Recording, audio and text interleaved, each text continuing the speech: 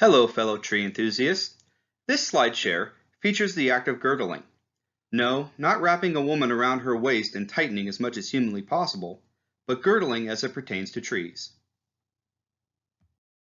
The basic definition of girdling is to remove a band of bark and phloem layer and up to or including the cambium and xylem layer from the circumference of a tree. Girdling can be done by both humans and by nature. Insects and larger animals are the main girdling causes in nature. Insects will eat and/or burrow through the tree's outer layers. Larger animals can rub or scratch through multiple trunk layers.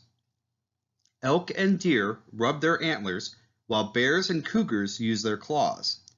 Sometimes weather events can also cut into a tree's layers.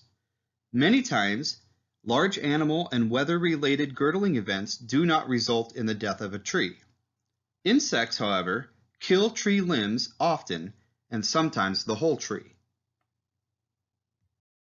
A tree's trunk, or bole, consists of multiple layers. Everyone is familiar with the outermost layer, bark, but there are a few layers starting right underneath the bark. The phloem layer, which is generally the third layer under the bark, carries sugars, which we know as sap, and other nutrients down the tree.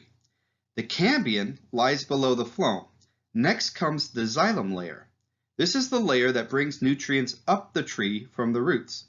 In order for a tree to be healthy, all layers need to work at sufficient capacity. Girdling cuts through the bark and at the very least cuts into the phloem layer. If the girdling does not cut too deep into the phloem layer, then that layer can still function and the tree has a chance to live. If the cut goes all the way into the xylem layer, then multiple functions have been disturbed and the tree most likely won't survive.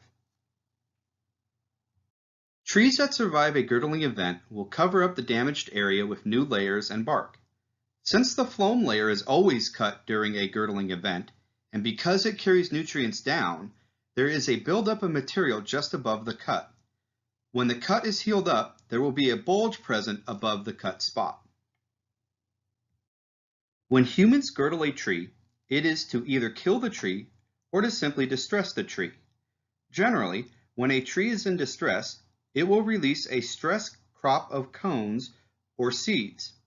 It does this as a guarantee of reproducing before death.